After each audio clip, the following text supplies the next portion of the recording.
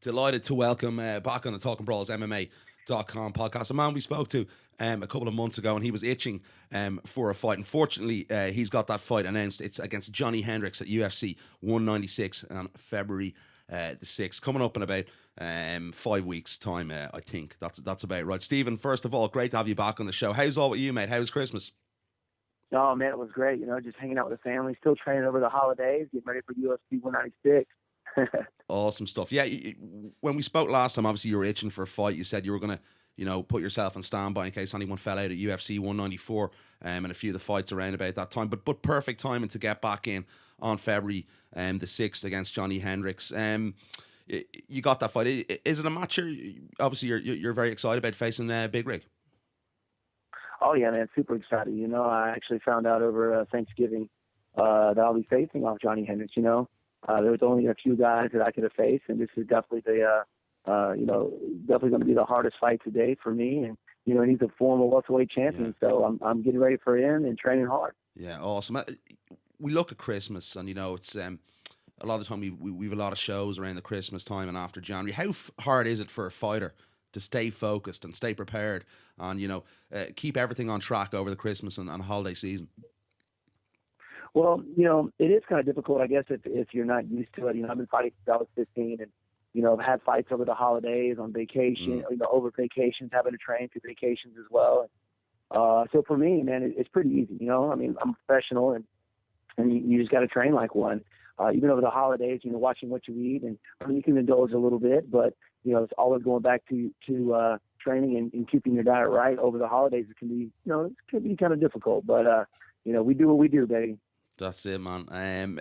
Looking back at UFC 194, I want to get your thoughts on that fight. I know you're very close with Chris Weidman. Obviously, Chris came up short against Luke Rockhold. How did you assess that fight? Being a training partner and looking on, will Chris bounce back?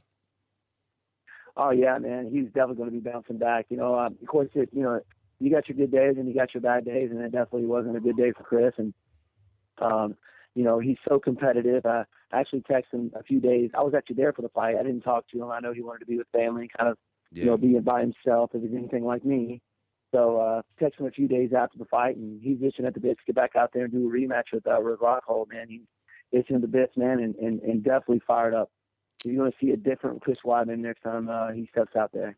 Definitely. It was an incredible fight. Anyway, definitely my favourite fight, and I think it was the best fight of the weekend. Props to both guys for that fight. Let's look back, and you're going into a guy in Johny Hendricks, a guy who likes, obviously, a very highly decorated wrestler in Johny Hendricks. We look back at the Mack Brown fight for you. I think you got taken down 5 times, and we talked about that. There was a big learning curve in your UFC career. Being taken down 5 times, is that something you think Johnny's going to implement in this fight? He's going to look for the takedown and try and neutralize your stand-up in this fight? Yeah, man. He's definitely the best wrestler that I faced, and probably one of the best in the UFC. I pretty much know what he's going to do. He's definitely going to use his wrestling and try and hit me with that left hand of his. And, he's going to start off trying to swing for the fences, which he's knocked a lot of guys out with. And he uses that left hand to set up for the takedown, get me up against the cage and try and grind me down. But, I got good guys and coming in here, good wrestling. And, I expect him. He's probably going to end up taking me down, but I'm ready to pop back up and get the fight where I want it, which is, the stand-up. We look back at the Matt Brown fight, and you got taken down quite a lot in that. We've seen vast improvements in your wrestling since then and your takedown defense. How do you analyze that, and how do you basically take the mistakes from the fight and bring it into training and try and mesh everything together for your next fight? Man, yeah, and that's just on being able to adapt and your coaches doing the right things after a fight. And even if I win a fight, there's always something that I always, we always go back and look at the fight and see what I did. Maybe I shouldn't have done during the fight, or maybe something I could have done better. So yeah, we're always looking forward or looking back at the fights, trying to improve. And after the Matt Brown fight, obviously there was a lot of things that I needed to work on, and wrestling was one of them. And working on our wrestling defense, and so we've been working on it religiously, and my ground game as well. I honestly, I'm kind of blessed to be where I'm at right now. You know, you got such high level wrestlers and jiu-jitsu guys in my weight class. Is so stacked, you know. But you know, it's wherever the fight goes, man, I'm going to be ready for it. Do you think, you know, as you mentioned there, Johnny does like predominantly in the first round to try and trade blows? Do you think it's a mistake for Johnny to stand with you, you know, considering you're such an accomplished kickboxer and your stand-up is so good? Yeah, man. Well, he's got good coaches, a good striking coach as well. But no, I don't think he can stand. I don't think he'll be able to stand with me. You know, he's got that big, heavy punch. Obviously, he loves the dirty boxing. He's got to catch me first, so I'm going to be keeping him out with my hands and feet, keeping him at bay, and just trying to pick him apart. You know, which is going to make the takedown a little bit more difficult for him. But yeah, man, I don't think so. He may try in the first round. Then after that, he's going to be looking for my legs. Let's talk about Johnny as well. And, you know, I asked you about it the last time you were on the show with me about, you know, we talked about the IV quite a lot and the weight cutting process. Johnny's a guy who's struggled to make 170 in the past. I know he's working with, I think it's Lou Giordano now. Do you expect Johnny to make weight come fight night? Oh, definitely. You know, he hired, like he said, a nutritionist, and I think he wants to show the fans in the UFC that he can make 170. And I think we're going to see the best Johny Hendricks February 6th.